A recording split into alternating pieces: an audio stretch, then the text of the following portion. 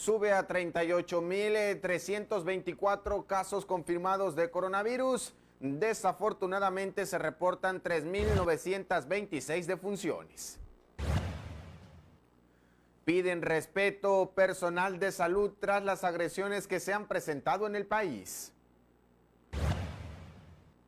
En el Cañón del Sumidero, más de 1,000 casas fueron destruidas por un tema de invasiones.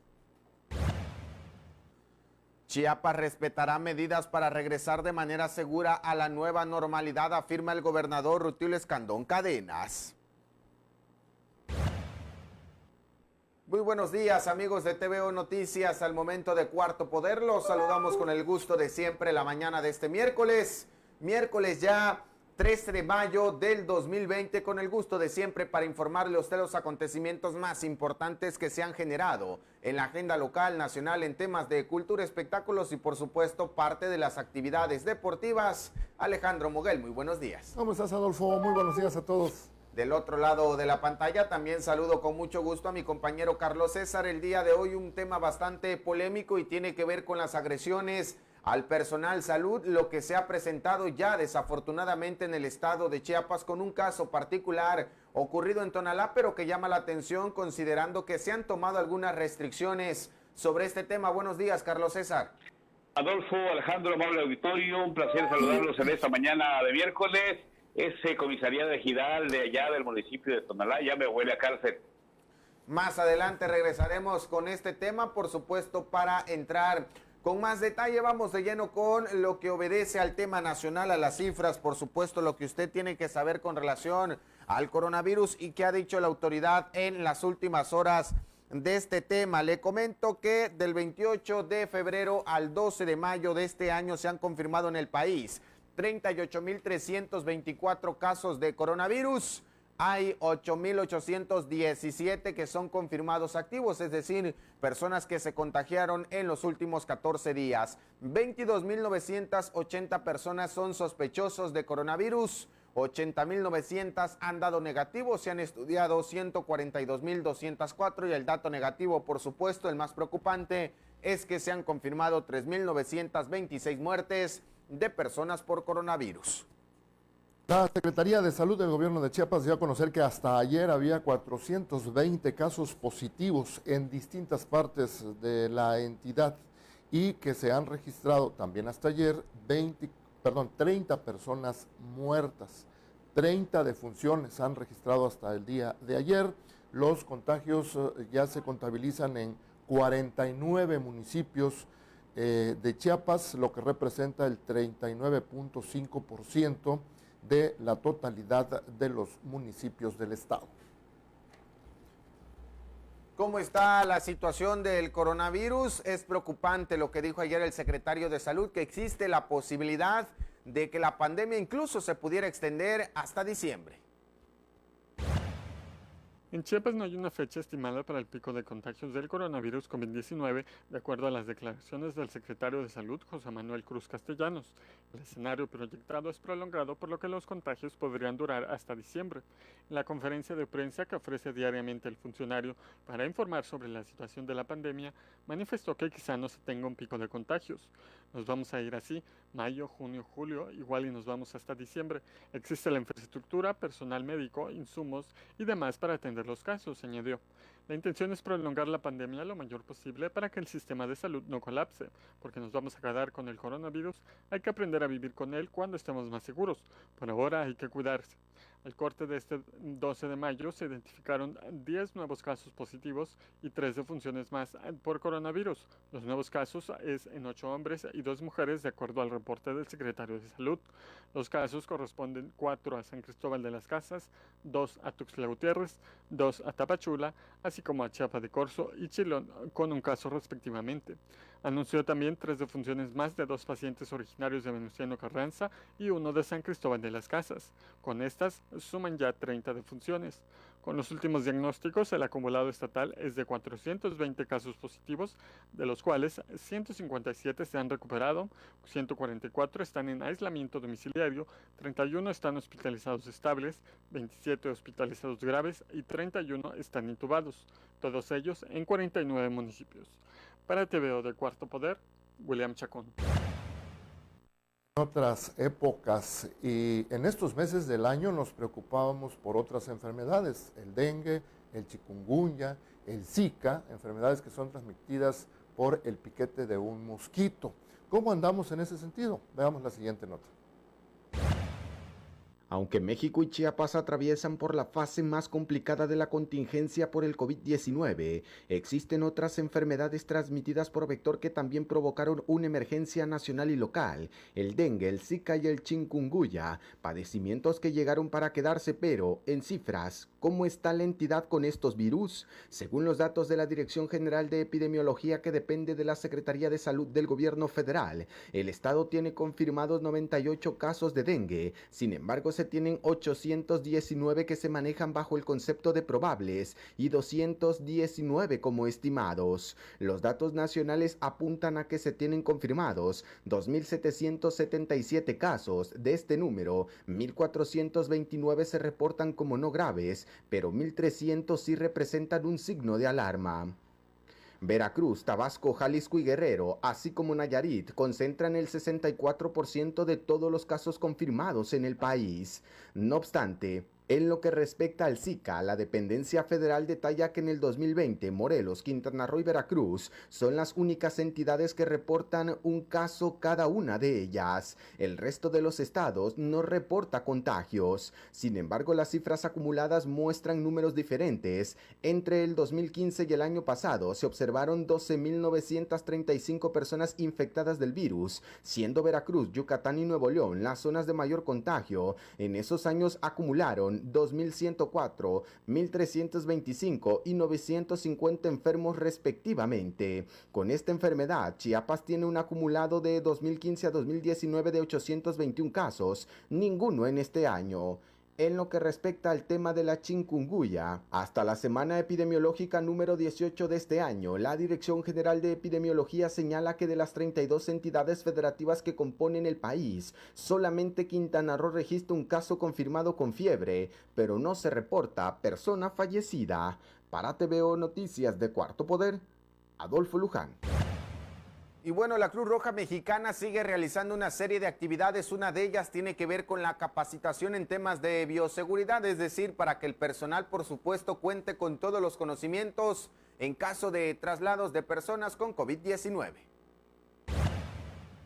La Cruz Roja Mexicana continúa capacitando a voluntarios de la benemérita institución en Chiapas en materia de bioseguridad, uso del equipo de protección personal y las cápsulas de traslado. Las sedes visitadas con anterioridad fueron Palenque, Yajalón, Chilón, Margaritas y Comitán, en donde el Coordinador Estatal de Socorros de la Cruz Roja Mexicana capacitó a los voluntarios y elementos de protección civil municipal, así como bomberos de esos municipios. Los trabajos se trasladarán en estos días a la zona Costa y Villaflores. La bioseguridad de los primeros respondientes ha sido un tema en el que la Cruz Roja Mexicana ha aportado su grano de arena con el voluntariado e instituciones hermanas, destacó Francisco Sar, delegado estatal de esta institución. Indicó que las cápsulas son fabricadas con donación de mano de obra especializada y patrocinadas para la institución por ciudadanos solidarios. Con relación al proceso de capacitación, en el que además se les entrega la cápsula de aislamiento para traslados cortos, los cuales han donado a la ciudadanía o algunas empresas que eligen a qué lugar se destina, se les enseña el uso al personal voluntario. Para TVO de Cuarto Poder, Ricardo López. Uno de los grupos más afectados por la contingencia sanitaria está constituido por los trabajadores de bares, restaurantes, antros que tuvieron que cerrar por la pandemia. Principalmente los meseros y las meseras volvieron a salir a las calles aquí en Tuxtla Gutiérrez para pedir ayuda al gobierno. De nueva cuenta, este martes un grupo de meseros y meseras realizaron una protesta pacífica para pedir ayuda al gobierno del estado por la complicada situación financiera en la que se encuentran debido a que los establecimientos del giro de bares y restaurantes han tenido que cerrar por el tema de la pandemia del COVID-19. Esta marcha, en la que participaron por lo menos unos 50 hombres y mujeres, partió del Parque 5 de Mayo al centro de Tuxtla, donde lanzaron consignas sobre la falta de apoyo y sensibilidad con estos grupos vulnerables que dependen al 100% de un salario, o como es el caso de los meseros, de las propinas que recibían por día. En uno de estos casos, Irma Núñez, afectada por el desempleo, expuso que tiene la necesidad de pagar renta, comprar alimentos para sus hijos, cubrir otras necesidades personales. Los ahorros que tenía se han terminado y no sabe cómo pasará los siguientes días. A la protesta se unieron familiares quienes también se manifestaron para exigir a los 3 niveles de gobierno un apoyo, ya sea económico o en despensas. Por ello optaron por volver a realizar esta manifestación en la etapa 3 de la pandemia del coronavirus. Para TVO Noticias de Cuarto Poder, Rodolfo Flores. Y bueno, también uno de los problemas que ha quejado a Chiapas en los últimos años tiene que ver desafortunadamente con un tema de la carencia de alimentos. El caso de María Félix Ruiz Pérez y Hermelindo, su esposo, de la colonia Nueva Jerusalén en San Cristóbal de las Casas, es un claro ejemplo de las miles de familias chiapanecas que están sucumbiendo ante la falta de insumos para alimentos en sus hogares, a causa del confinamiento y la ausencia de sus actividades económicas cotidianas derivado de la pandemia que se sufre por el COVID-19 en Chiapas.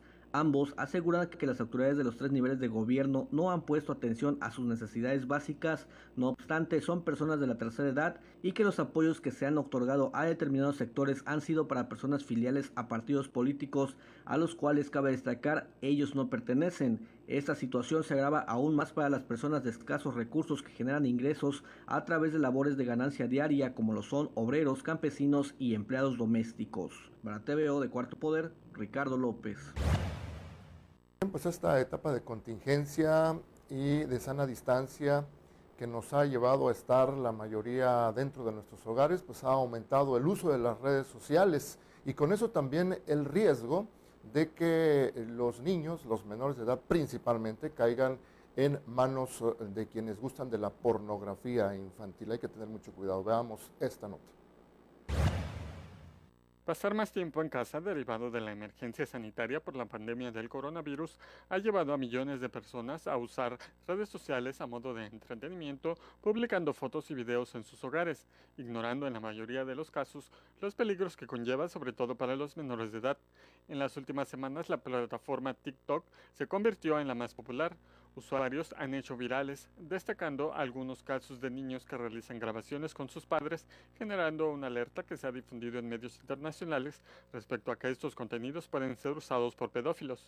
El inspector Levi Francisco Pineda Rueda, encargado de la Policía Cibernética de la Secretaría de Seguridad y Protección Ciudadana, explica que las redes sociales, al permitir publicar fotos y videos, así como la interacción, conlleva un riesgo de seguridad para los usuarios, pero sobre todo para los menores. Pedófilos y pederastas buscan contenidos con niños para luego ponerse en contacto con ellos a fin de conseguir datos personales o incluso fotos y videos más íntimos, lo cual puede ocurrir si el menor no es supervisado en el uso de las redes sociales y de los aparatos electrónicos. Comentó que de acuerdo a sensores nacionales e internacionales, este tipo de plataformas incrementaron su uso de descarga de forma considerable y con ello también ha crecido el consumo de pornografía infantil. Para TVO de Cuarto Poder, William Chacón. Y bueno, esto que se ha venido remarcando en las últimas fechas y tiene que ver con el respeto al personal médico, a los doctores, a las enfermeras y por supuesto enfermeros, que son los que están en los búnker atendiendo a personas con coronavirus. El número de casos documentados de agresiones a personal de salud de las diferentes instituciones del país ha aumentado. Tan solo para los elementos del Instituto Mexicano del Seguro Social ascendió en las últimas fechas a 47 en 11 estados de la República Mexicana, situación que pone en riesgo el acceso al derecho a la salud y a la vida de toda la población. La mayoría de las agresiones ha sido en contra de enfermeras, lo que presenta una preocupante tendencia en el país. 56% ha sido en vía pública y 44% de estas han sido físicas. Jalisco registra 11 casos documentados, Veracruz 9 y el Estado de México 6. Por esta razón, tras haberse celebrado el Día Internacional de la Enfermería, el Comité Internacional de la Cruz Roja, la Cruz Roja Mexicana y el Instituto Mexicano del Seguro Social ratificaron su solicitud de protección para el personal de salud y unen esfuerzos en el lanzamiento de una campaña de sensibilización pública sobre la importancia del respeto al personal de salud en medio de la emergencia sanitaria. Frente a este panorama, las organizaciones humanitarias y la institución del gobierno federal sumaron esfuerzos para difundir en radio, plataformas digitales y electrónicas un mensaje de empatía y respeto a los profesionales de la salud quienes se encuentran en la primera línea de respuesta frente al COVID-19. Para TVO de Cuarto Poder, Ricardo López.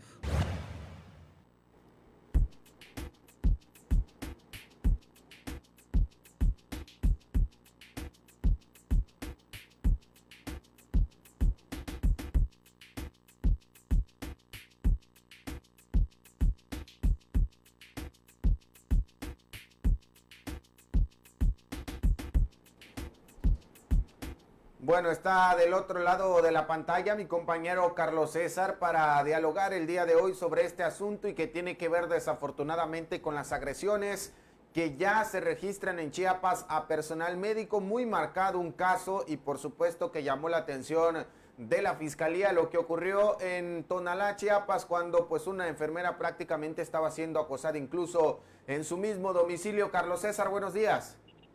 Adolfo, Alejandro, amable auditorio, buenos días nuevamente. Adolfo, en tu tierra, ya en Tonalá, no es posible, no solo en Tonalá, en Chiapas, y aquí lo hemos comentado permanentemente, existe ignorancia en las comunidades indígenas y bueno, en todas las comunidades de Chiapas, y existe falta de información de las autoridades de salud municipales y estatal a las comunidades para que se eviten este tipo de cosas. Alexia Antonio es enfermera del Hospital Dr. Gilberto Gómez Maza, Quietuste Gutiérrez, es originaria del ejido Francisco Madero, de allá del municipio de Tonalá. Pues resulta que fue discriminada por el comisariado ejidal Alfredo Sánchez Arias, quien convocó a una reunión al pueblo para pedir que la enfermera se vaya de su casa por ser, dice él, portadora del COVID-19 y podría contagiarlos. Y dice que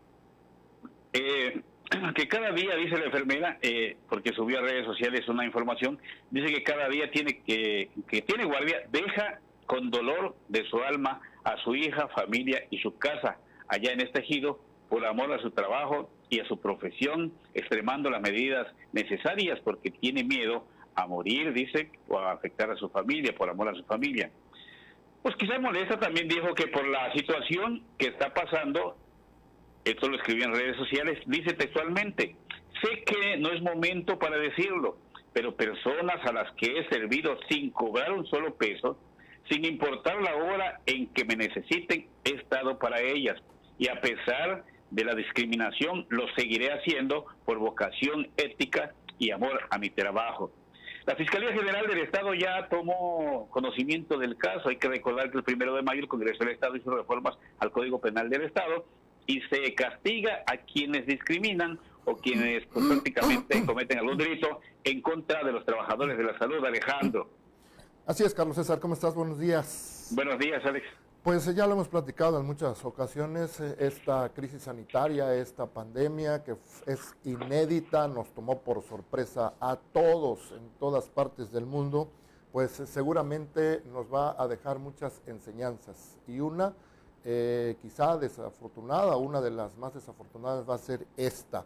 Lo último que a mí se me hubiera podido ocurrir es que el personal médico iba a ser agredido o iba a ser discriminado, rechazado en esta época de crisis, pero sí nos llevamos la sorpresa de que está ocurriendo y no solamente en Chiapas, sino en distintas partes de México. ¿Qué pudo haber pasado, Carlos César, Adolfo? Yo creo que hay otros elementos que no nos ponemos a ver a veces. Es la primera crisis sanitaria que tenemos a nivel mundial con estas características. Así es. Además, con, ahora sí, voy a parafrasear a las frases de los médicos de ahora, y con el pico del uso de las redes sociales. Entonces, eso ha hecho que haya un mare magnum de información que generó miedo entre la sociedad, y ese miedo es el que hace que reaccionen de esta manera. Desde luego, muchos pueden controlar ese miedo, lo pueden administrar, pueden actuar de manera sensata a pesar de que tengan miedo. Porque es cierto, el personal médico, las enfermeras que están en un hospital donde llegan pacientes de COVID-19, que llegan enfermos, pues son los más cercanos y con mayor riesgo de contraer la enfermedad. Pero eso no quiere decir que todos los que veamos con bata blanca en las calles van a estar contagiados. No, Hay muchos hospitales que no atienden a este tipo de enfermos, en donde trabajan las enfermeras, los enfermeros, los médicos, las doctoras, que no están corriendo ese riesgo. De todas maneras, nada justifica que se les discrimine, ¿verdad? Efectivamente, como tú decías, todo parte seguramente también y básicamente de la ignorancia. Pero recordabas algo importante, una ley a nivel estatal, pero yo les recuerdo que hace 14 años, o más o menos como 15 o 16, se promulgó la ley federal para prevenir y eliminar la discriminación. Y su esencia es respetar y garantizar los derechos humanos sin discriminación de ninguna índole. Y ahí se englaba este tema de la enfermera que estamos platicando, que está siendo agredida o discriminada. También se creó un organismo que es el Consejo Nacional para Prevenir la Discriminación, el famoso CONAPRED, que es un órgano del Estado creado por la Ley Federal para prevenir y eliminar la discriminación desde el 2003. Así que yo creo que hay varios elementos jurídicos, normativos, de los cuales pueden echar mano las autoridades correspondientes para sancionar. En este caso específico, que se trató de una autoridad, de una localidad, de una comunidad, de cualquier rango que sea, para que no actúen de esa manera, porque también, repito, insisto, no está por demás repetirlo, las autoridades también de cualquier rango, de cualquier nivel, están obligadas, son las que están más obligadas a respetar las leyes y a predicar por el ejemplo. Y eso no sucedió en este caso, Adolfo. Veníamos, Alejandro, Carlos César, en Chiapas, por lo menos digamos en este tema del personal médico, que se habían registrado, si bien es cierto, un tema de insumos, que ha sido el reclamo histórico, no solamente por el coronavirus, pues no habíamos tenido conocimiento palpable de, digamos, de este tipo de agresiones. Ahora surge en Tonalá y ojalá que la Fiscalía le ponga un estate quieto a este comisario ejidal, a esta persona que incitó, pues de alguna manera a provocar violencia en contra de esta enfermera cuando están dando su vida por salvar la de personas que tienen contagios de coronavirus, y ojalá también que sea un ejemplo bastante contundente para otros municipios donde se pretenda realizar este tipo de actividades ilícitas. Y ya lo adelantabas tú, es cierto, el Congreso del Estado en este mes de mayo aprobó justo que existan sanciones. Ya está publicado en el periódico oficial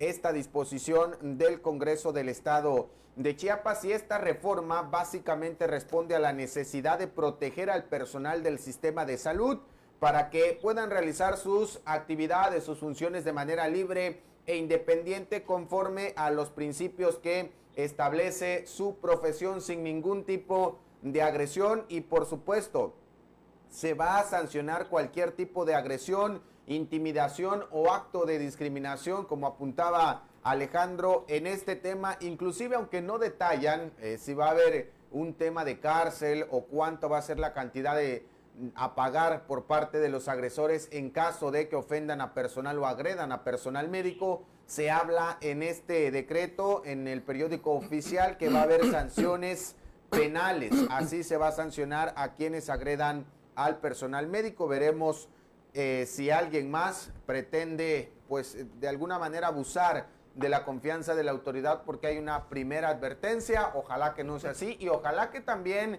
el tema del castigo, de las sanciones, como se quiera ver, sea ejemplar y se aplique de igual manera en los municipios indígenas, y no al rato vayan a salir que por usos y costumbres están realizando estas malas prácticas, Carlos César. Así es, Adolfo, Alejandro, y bien decías, Alejandro, que pues las redes sociales también contribuyen al pánico de la gente, la desinformación que existe en las comunidades, pues prácticamente se apodera de la gente. Miren nada más allá lo que pasó en Michoacán, resulta que iban a sanitizar en una comunidad del estado de Michoacán, y la gente se espantó porque le habían dicho que lo que iban a echar era coronavirus en sus aguas, en sus tanques, en sus pozos de agua, y se reunieron y pidieron que llegara el presidente municipal, y el que encabezaba el movimiento dice: compañeros,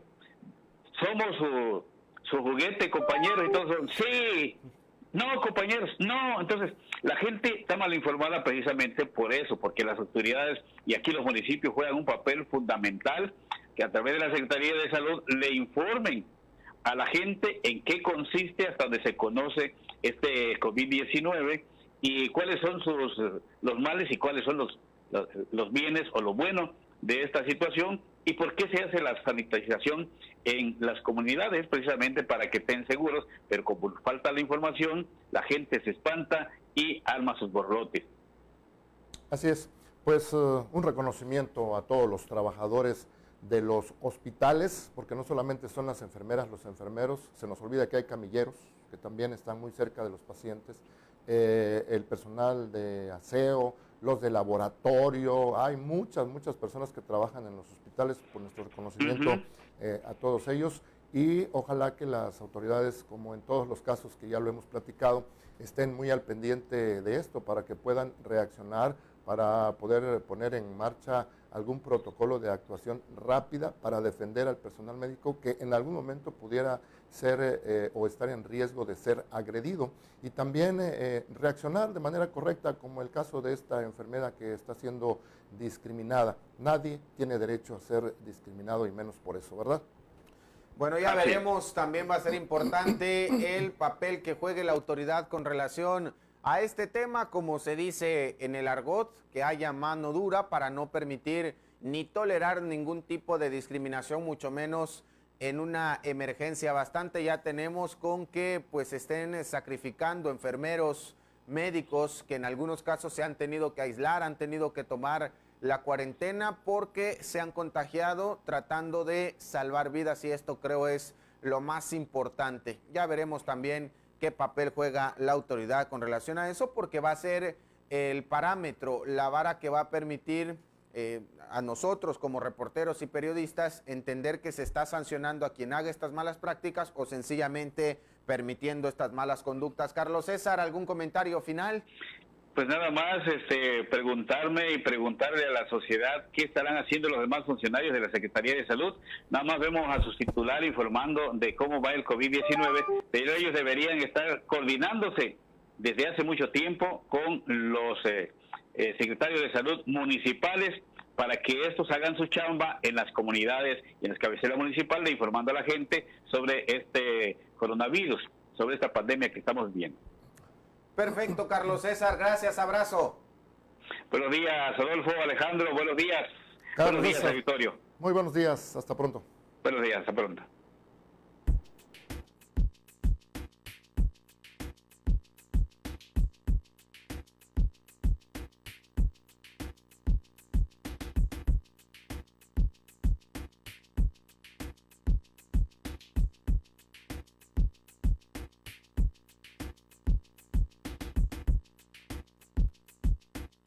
En los recientes días ha nacido una incertidumbre respecto de la intención de las autoridades federales de regresar a la normalidad paulatinamente. Hoy, precisamente, está siendo dado a conocer este programa a nivel nacional. Aquí en Chiapas, el gobernador Rutilio Escandón envió ayer un mensaje pues muy tranquilizador. Dice que Chiapas va a respetar todas las medidas de prevención para regresar de forma segura a la nueva normalidad. El gobernador Rutilio Escandón subrayó que Chiapas atenderá cada paso y estrategia que deba seguirse a fin de retomar las actividades económicas, sociales y culturales luego del confinamiento por la emergencia del coronavirus. El gobernador participó ayer en la presentación de la propuesta del Plan de Acción para la Vuelta a la Normalidad encabezada por la secretaria de Gobernación, Olga Sánchez Cordero. A través de una videoconferencia que reunió a titulares de distintas instancias federales, la jefa de gobierno de la Ciudad de México, la gobernadora de Sonora y los 30 gobernadores del país se dieron a conocer las medidas que se tomarán, así como la aplicación del semáforo que marcará la pauta respecto a las entidades y municipios que podrían empezar este proceso. El gobernador Rutilio Escandón reiteró la voluntad del gobierno de Chiapas de privilegiar el cuidado de la salud y acatar las disposiciones que se establezcan para reiniciar de forma segura este proceso. La titular de Gobernación señaló que debido a evidencias científicas y experiencias en otros países, el regreso será paulatino y escalonado para disminuir posibilidades de un rebrote del virus. Destacó que se busca que las acciones de las que dependen millones de familias se retomen lo más pronto posible, pero con orden, organización y una planeación estratégica en la que autoridades y sociedad cumplan con lo que les toca hacer. La secretaria de Economía, Graciela Márquez, desglosó la estrategia de semáforo por regiones que inicia el 1 de junio según el color en el que cada región se encuentre. Serán de rojo, naranja, amarillo y verde. Cada uno de estos colores tiene establecidos los pasos que se van a seguir en el sector productivo, actividades públicas, en espacios abiertos y para proteger a las y los trabajadores con enfermedades crónicas o condición vulnerable en sectores públicos y privados. La funcionaria precisó que durante los próximos días en casi 300 municipios del país que no presentan enfermos de COVID-19 y que colindan con otros que no tienen casos, se implementarán cercos sanitarios y acciones preventivas para mantener esa condición e iniciar la reapertura de espacios públicos, laborales y económicos. Durante su intervención, el secretario de Salud, Jorge Alcocer, dijo que no existe vacuna ni medicamento para curar el virus. Por lo tanto, ante este esquema de regreso gradual, es fundamental que las entidades federativas fortalezcan las campañas de información con el objetivo de disminuir los riesgos. El secretario de Hacienda, Arturo Herrera, del gobierno federal, refirió que los efectos no son homogéneos, por lo que algunas medidas tendrán carácter sectorial. Asimismo, explicó que el análisis y diseño de políticas se dividió en compras y presupuestos en materia de salud, mitigación de consecuencias económicas por el aislamiento, políticas fiscales y financieras tras el confinamiento e impacto en las finanzas públicas. Así, más o menos, el contexto de esta información. Hace un rato, en la conferencia mañanera del presidente López Obrador, se dieron a conocer con detalle estos pasos que estoy leyendo y que fue dado a conocer por el gobierno del estado, y efectivamente el regreso a la normalidad va a empezar a hacer a partir del 18 de mayo y de ahí en adelante será de manera paulatina y en regiones que están bien identificadas, que no corresponden a mucho riesgo, y también sectores laborales que no representan mucho riesgo, y aunque no representen mucho riesgo, pues van a ser muy cuidadosos para que no pueda haber el rebrote de contagios. Será a partir de este 18 de mayo cuando comience este tema de regreso a las actividades en más de 260 municipios del país. 15 estados son los que tienen pues prácticamente luz verde para arrancar con esta reapertura. Pasando a otros temas, la Coparmex no quita el dedo sobre la llaga con relación al tema económico. Ayer volvieron a hablar de este asunto. El Centro Empresarial de la Confederación Patronal de la República Mexicana, Coparmex Chiapas, expuso que la crisis y recesión económica ha golpeado fuertemente a Chiapas en los últimos 6 años. Por ello pidió que con urgencia se dé la reactivación económica de la entidad. En este sentido, Manuel Pardo Pastrana, presidente del organismo en la entidad, informó que la Confederación se encuentra actualmente construyendo agendas económicas que permitan reconocer en dónde está el sector y sobre todo hacia dónde se deben dirigir. Indicó que se han querido posicionar precisamente al organismo empresarial con propuestas de valor para la comunidad. El Centro Empresarial de la Confederación Patronal de la República Mexicana en Chiapas pidió que con urgencia se dé la reactivación económica de la entidad. En este escenario indicó que aunado a la pandemia ocasionada por el coronavirus, la recesión de la economía chiapaneca lleva más de un sexenio. En la Coparmex Chiapas han incidido en el mejoramiento de las condiciones de prosperidad y bienestar de los chiapanecos y de sus empresas, por lo que consideraron es primordial propiciar las condiciones necesarias para la atracción de inversiones, fortalecer el desarrollo empresarial, turístico, comercial e industrial del Estado. Ante ello dio a conocer que con la información de todos los sectores, la Coparmex ha elaborado un documento titulado Propuesta Empresarial para la Reactivación Económica en el Estado de Chiapas, que tiene como primera intención señalar las acciones que consideran se debe ejecutar para alcanzar en corto plazo una importante reactivación económica para la entidad. Para TVO Noticias de Cuarto Poder, Rodolfo Flores. Bien, la CONDUCEF, que es la Comisión Nacional para Defensa de Usuarios de Servicios Financieros, está recordando a toda la sociedad que ellos siguen trabajando en línea, así que todas aquellas personas que pudiesen tener algún problema de ese tipo, sí están siendo atendidos a través de Internet. Veamos la información. Gloria Guerrero Hernández, delegada en Chiapas de la Comisión Nacional para la Defensa de Usuarios de Servicios Financieros, la CONDUCEF, en Chiapas informó que desde el mes de marzo han estado realizando sus funciones en línea, además de que las denuncias, a pesar de la pandemia, no se han detenido. Recordó que debido a la suspensión de la atención personalizada por el cierre de las unidades de atención a usuarios a finales de marzo, como resultado de las medidas adoptadas en materia de salud, la CONDUCEF se enfocó en fortalecer los medios ya existentes y en generar nuevas vías de comunicación para la atención al público de forma remota. Precisó que de marzo a la fecha se creó el Centro de Contacto y Atención por Medios Remotos, el cual ha arrojado que de los 68.700 asuntos atendidos por el CAMER, del 17 de marzo al 7 de mayo, 56.346 correspondieron a llamadas atendidas y 9.299 a correos electrónicos a través de asesorías@conducef.gov.mx. Afirmó también que a partir del 17 de marzo y hasta el 7 de mayo, mediante este mecanismo que opera todos los días y las 24 horas, se han atendido 7.671 asuntos relacionados con operaciones con tarjeta de crédito y débito de instituciones bancarias, de los cuales 4.735 se presentaron en el mes de abril, y durante los primeros 7 días de mayo ya se tienen registrados 1.167 asuntos. Lo anterior significa que el promedio diario de detención por este medio en lo que va de mayo es de 210 casos diarios de lunes a viernes, mientras que en abril este promedio fue de 95. Para TVO Noticias de Cuarto Poder, Rodolfo Flores. Desafortunadamente, otra pandemia que no se ha podido erradicar es la violencia en contra de las mujeres. En 28 meses, más de 15,000 agresiones en Chiapas.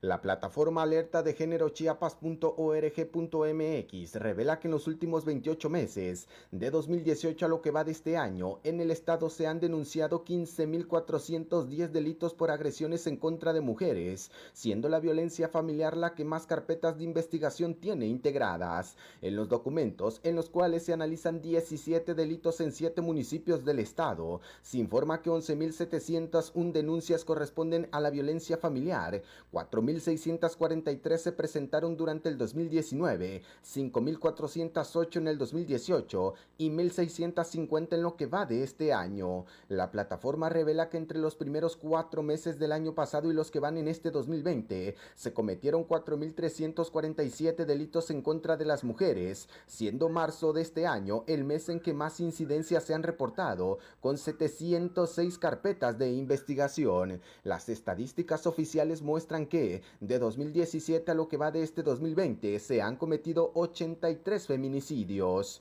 Es importante señalar que de los delitos analizados en este año, también se ubican en los primeros lugares el tema de la violación, abuso sexual, inclusive el incumplimiento de las obligaciones de asistencia familiar. Entre Tuxtla Gutiérrez y Tapachula se concentra el 60% de toda la violencia ejercida en contra de las mujeres. Para TVO Noticias de Cuarto Poder, Adolfo Luján. Bien, las autoridades correspondientes han ido recuperando poco a poco los predios invadidos aquí en el Cañón del Sumidero, cerca de Tuxtla Gutiérrez, y lo que nos informan a continuación nos da una idea de cómo y cuánto tiempo llevaban ya ahí las personas invadiendo. Se han destruido alrededor de 1,000 casas que ya habían sido construidas sobre esa superficie que debiera estar protegida. De acuerdo a la encargada de la Unidad Jurídica y Tenencia de la Tierra del Parque Nacional Cañón del Sumidero, Ivonne Guillén Domínguez, más de 1,000 casas fueron destruidas al recuperarse los predios invadidos al interior de esta zona de conservación en el último año. Manifestó que incluso encontraron viviendas de hasta 2 plantas, construidas con concreto y ya con todos los servicios. Todas fueron destruidas por ser considerados asentamientos humanos irregulares en estas zonas. Señaló que tan solo en la zona conocida como Manuel Velasco, más de 200 hogares hogares fueron destruidos. De todas estas, la mayoría eran de concreto y otras muy pero muy contadas eran hechas de lona y lámina. Para evitar nuevos asentamientos humanos, dijo que han trabajado con el Ayuntamiento de Tuxtla Gutiérrez y en su momento con Secretaría de Gobierno, a fin de que el polígono del Parque Nacional se visualice en el Programa de Desarrollo Urbano de la ciudad. Además, en la Carta Urbana se determinó que en esta zona del Parque Nacional no puede permitirse asentamientos humanos, no pueden regularse porque son zonas para conservación. Para TVO de Cuarto Poder, William Chacón. Y bueno, los supuestos ecocidios en San Cristóbal de las Casas continúan. Ya se formalizó una denuncia más ante Profepa.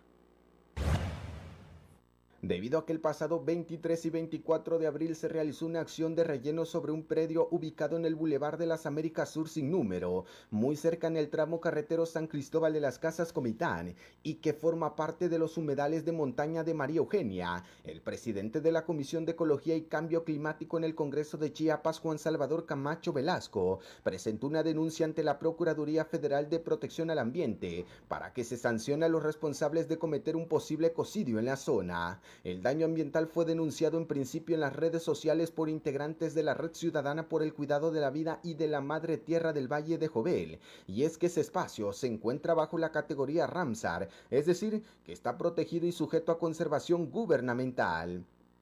Es importante señalar que a través de documentos que compartió el legislador, se puede ver que presentó la denuncia formal en contra de quien resulte responsable por los hechos, actos y omisiones que han producido y continúan produciendo desequilibrio ecológico, daños al ambiente y a los recursos naturales, así como contravenir disposiciones legales y ordenamientos que regula la protección del ambiente. De acuerdo con los archivos compartidos por el diputado, el relleno que se realizó en la zona corresponde a una acción de urbanización para crear una vialidad, pero que no cuentan con ninguna autorización ambiental ni tampoco urbana. Es importante además que, dentro de la exigencia, en el punto 3, el inconforme exhorta a las autoridades a que apliquen las sanciones administrativas y, por supuesto, también que en caso de ser necesario se informe al Ministerio Público y que la Profepa dé caso al seguimiento. Para TVO Noticias de Cuarto Poder, Adolfo Luján. Bien, pues las autoridades municipales de Ocosingo no se esperaron, no tuvieron paciencia y ya levantaron la ley seca desde hace un par de días. Y veamos qué ha pasado. Resulta que nuestro corresponsal en aquella zona nos está reportando que se pudo apreciar ya desde ayer un lleno total en las cantinas de Ocosingo tras el comunicado del ayuntamiento en donde anuncia la suspensión de la ley seca. La mañana de este martes, diversos negocios con ventas de bebidas alcohólicas, depósitos, cantinas, bares y restaurantes familiares, pues ya abrieron sus puertas. Repito, es en Ocosingo. Allí se pudo apreciar, dice nuestro corresponsal, un lleno total de los diversos negocios con expendio de bebidas embriagantes.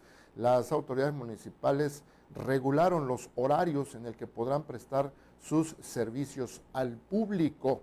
Dice que además del límite de comensales que debe tener cada negocio, se van a observar otras medidas. Elementos de la Policía Municipal en conjunto con la Coordinación de Salud Municipal están llevando a cabo verificaciones de las medidas sanitarias que los diversos establecimientos están implementando. La responsable de Coordinación de Salud de ese ayuntamiento, Margarita Villanueva, dijo que continuarán los operativos de verificación para que se siga respetando las recomendaciones de las autoridades y así mitigar el contagio del COVID-19.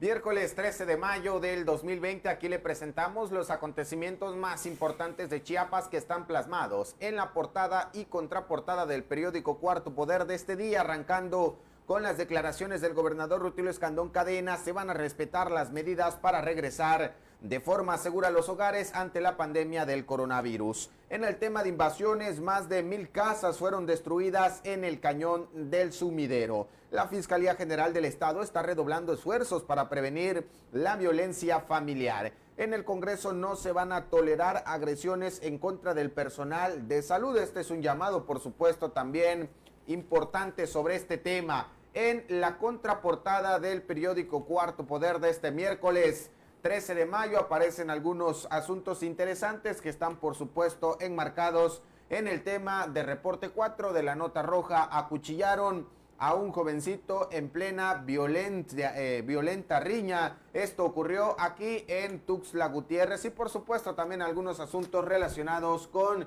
el tema del coronavirus y algunos síntomas que usted debe identificar para poder acudir a su centro de salud más cercano.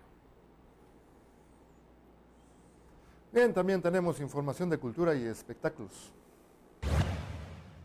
2 compañías de teatro del estado de Chiapas fueron aceptadas para participar en espacios escénicos independientes en Resistencia, cuya convocatoria lanzó la Secretaría de Cultura Federal a través del Instituto Nacional de Bellas Artes y Literatura en conjunto con el Centro Cultural Helénico.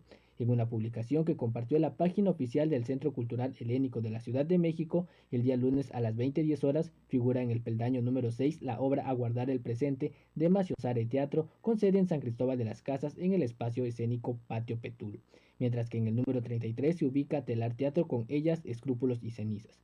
En entrevista con Carlos Ariosto, director del Foro Telar Teatro, contó que Ellas, Escrúpulos y Cenizas es una pieza escénica escrita por Laura Jiménez Abud y dirigida por él, la cual habla sobre la violencia femenina en las redes sociales. Abundó que la obra es un reality show en el que 3 mujeres ante un presentador exponen sus puntos de vista sobre por qué no deben ser eliminadas de un programa en vivo. Al final, el público con sus comentarios en redes vía transmisión en vivo decidirá quién es la que se salva, detalló el actor. Lupita Calvo, directora de la compañía Maciosare Teatro, también habló del montaje por el que fueron seleccionados. Mencionó que se trata de un ensamble de 4 procesos vivenciales de encierro colectivo y destacó que la dramaturgia será a través de la creación colectiva y sucederá a partir del cuerpo y los objetos. El punto de partida es la contingencia de salud y cuarentena. Exploraremos las emociones que surgen en este contexto. Recapitularemos estas vivencias como una especie de teatro documental. Se propone la reflexión de temas como la introspección y el encierro colectivo, la intimidad, la familia, los espacios habitados, la ciudad y la tecnología. Lo que cada uno con sus realidades experimente en este tiempo será crucial. El montaje busca poner de manifiesto la liberación que esta crisis nos ocasiona a través de la creación artística, indicó. Para TVO de Cuarto Poder, Darwin Mendoza. El cantante Julio Preciado tiene coronavirus y se encuentra hospitalizado, confirmó este martes su médico Julio Ramos. El programa Hoy se indicó que Preciado comenzó a sentirse mal desde el pasado sábado y fue trasladado con tanque de oxígeno a Guadalajara, en donde permanece internado al dar positivo por COVID-19. Fue el médico Julio Ramos quien confirmó la información sobre la salud del intérprete de música regional mexicana, quien ya había estado internado hace algunos meses atrás para someterse a un trasplante de riñón, lo que complica su estado ante el contagio del virus. Ramos ofreció en entrevista al programa Venga la Alegría, en donde explicó que el estado del intérprete es complicado. Desafortunadamente para un servidor, como amigo y médico del señor Julio Preciado, estamos pasando por un momento desalentador, pero tenemos la confianza de salir airosos y adelante, comentó. Está estable bajo tratamiento médico con medidas de aislamiento, dependiente de oxígeno. No está intubado, no está en terapia intensiva, recalcó. El médico indicó que Preciado se encuentra internado en el Hospital Country 2000 de Guadalajara en la Torre COVID, acondicionada precisamente para recibir a pacientes con el virus. Para TVO de Cuarto Poder, informó Darwin Mendoza. Bien, también hay información que le puede interesar a todas aquellas personas que le gustan los deportes. Psicóloga clínica de profesión y piloto de autos tipo Fórmula 1800, Gabriela Velázquez Moreno se ha convertido en uno de los ejemplos deportivos de la entidad a últimos años. Rompiendo barreras y estereotipos, la corredora de 36 años de edad ha puesto a prueba sus convicciones como mujer de retos y siempre decidida a descubrir sus capacidades cuando la oportunidad aparece. Gaby reveló muchas de sus facetas para los fanáticos del deporte motor mediante una dinámica de redes sociales implementada por la administración del Superóvalo Chiapas como medida de interacción ante el actual distanciamiento físico que viven las personas. En entrevista, destacó el empoderamiento de la mujer en el deporte, por lo que invitó a más féminas a no quedarse con las ganas y dar el paso hacia sus metas y, en su caso, romper prejuicios como los que hay en nuestro país, donde muchos estigmatizan a las mujeres como malas conductoras. En la transmisión efectuada el pasado lunes, la piloto de carreras contó cómo pasa la cuarentena en casa, distanciada de su familia y a la espera de poder volver a la pista. Para TVO Deportes de Cuarto Poder, Jesús Ortega. Aunque aún no hay fecha exacta para que se dispute la liguilla de la Liga TDP, la directiva del campeonato juvenil comienza a preparar el terreno, presentando las estadísticas de los mejores equipos de la temporada 2019-2020, donde Cafetaleros de Motocintla figura como uno de los cuadros más dominantes. En su portal digital, el campeonato de la tercera división profesional enumeró los datos favorables para el equipo que dirige Marco Aurelio Valverde, siendo el principal los 39 puntos que lo llevaron a ser líder del grupo 3, calificando con categoría a la fase final de filiales, donde se medirá a Correcaminos de la Universidad Autónoma de Tamaulipas en fecha por definir. El segundo rubro que dominó el cuadro chiapaneco fue el de más victorias obtenidas en el grupo 3, con un total de 12, y también fue la mejor defensiva del grupo, y a nivel nacional, con apenas 5 goles permitidos en 15 encuentros, añadiendo a sus logros el de mejor ofensiva con 35 goles, y al líder goleador del grupo 3, Eliseo Toledo Martínez, quien convirtió 13 anotaciones en la fase regular. De igual forma, Cafetaleros de Motocintla y Cruz Azul Lagunas compartieron el honor de ser los equipos con menos derrotas, tropezando apenas en una ocasión. Vale la pena recordar que ante la pandemia del COVID-19, la Liga TDP decidió dar por terminado el torneo de forma anticipada, quedando sin jugarse buena cantidad de encuentros para la mayoría de los equipos que siguen a la espera de que la directiva revele cuándo se podrán jugar las finales, entre ellos Cafetaleros de Motocintla, cuyos jugadores se mantienen entrenando en casa hasta que sea posible reintegrarse a la disciplina grupal. Para TVO Deportes de Cuarto Poder, Jesús Ortega. La Copa Mundial de Aguas Abiertas de la Federación Internacional de Natación Amateur La FINA, que durante 6 ediciones reunió a los mejores nadadores de aguas abiertas del planeta en el imponente Cañón del Sumidero, cumplió una década desde la última ocasión en que se realizó en Chiapas. Fue en abril de 2010 la última ocasión en que la FINA dio su aval para que se nadara en las aguas del río Grijalva, pues si bien se tenía previsto una edición más para mayo de 2011, esta fue cancelada por la misma organización al considerar que las condiciones de contaminación del agua pondrían en riesgo la salud de las sirenas y tritones internacionales. La primera edición del maratón acuático de 15 kilómetros que se nadaba de la Cueva del Silencio al embalse de la presa Manuel Moreno Torres de Chicoacén tuvo lugar en el mes de abril de 2005, cuando la FINA otorgó una de las sedes dentro del circuito mundial a nuestro país. Si bien Chiapas ya tenía un prestigio y trayectoria con el Maratón Internacional de Natación Cañón del Sumidero, mismo que se venía realizando desde el año de 1989. En su primera edición, la Copa FINA abrió a lo grande, contando con la participación de hasta 55 nadadores procedentes de países como Alemania, Argentina, Brasil, Bulgaria, Canadá, Ecuador, República Checa, España, Francia, Holanda, Perú, Polonia, Estados Unidos, Venezuela, Inglaterra, Ghana y México. Entre los atletas más destacados en la historia del evento figuraron el búlgaro Petar Stoichev, quien se coronó campeón de la competencia en 4 de las 6 ediciones celebradas en Chiapas.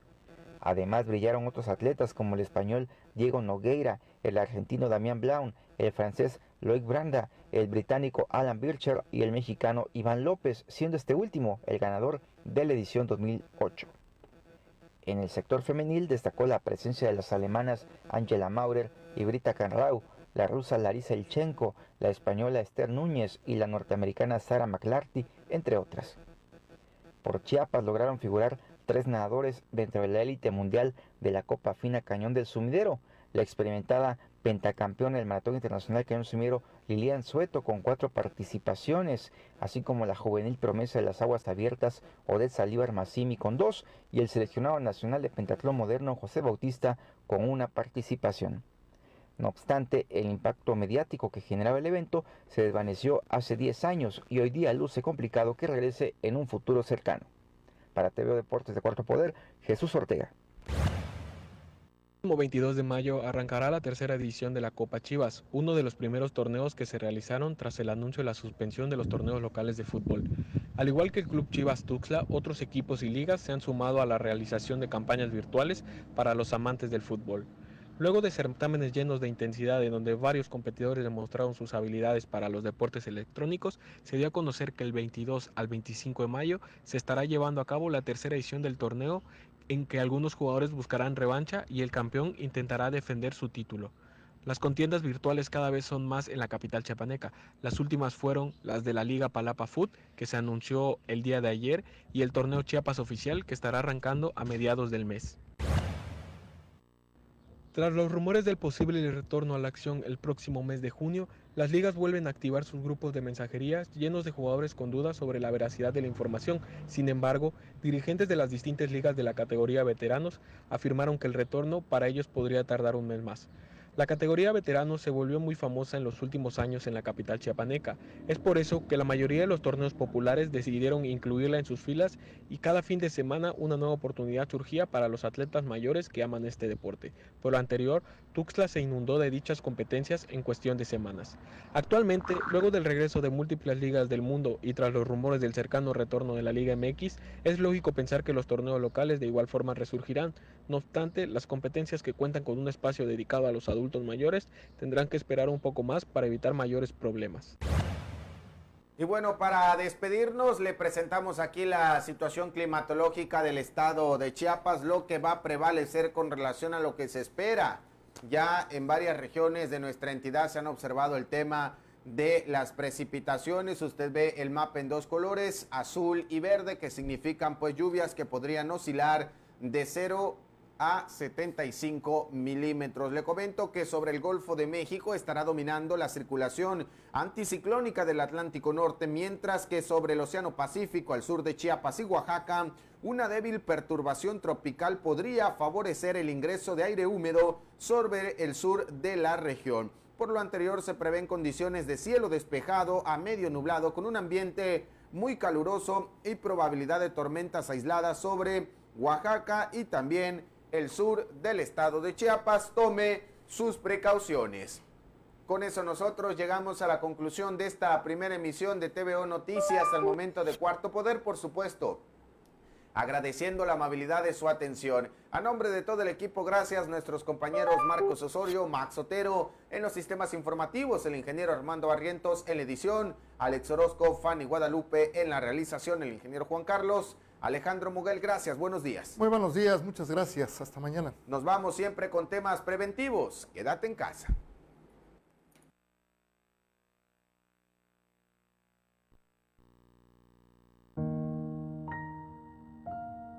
Hoy más que nunca debemos estar unidos y proteger a quienes más queremos.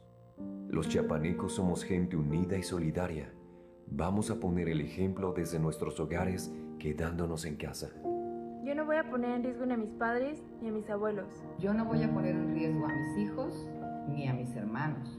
Quedarse en casa puede evitar que yo lleve el virus del COVID-19 a mi hogar y ponga en riesgo la vida de mi familia. En Tuxtla, yo me quedo en casa. En Chiapa de Corzo, yo me quedo en casa. En Palenque, yo me quedo en casa. En Suchiate, yo me quedo en casa. En Tapachula, yo me quedo en casa. En Comitán de Domínguez, yo me quedo en casa. En Tonalá, yo me quedo en casa. En Huixtla, yo me quedo en casa. En Berriozábal, yo me quedo en casa. En San Cristóbal de las Casas, yo me quedo en casa. En Villaflores, yo me quedo en casa. En Atacama, me quedo en casa. En Ocosingo, Joón y Escomontaná. En Chiapas todos nos quedamos en casa. Gracias por quedarte en casa. Gracias por protegernos. En todos los municipios de Chiapas nos quedamos en casa. Gobierno de Chiapas.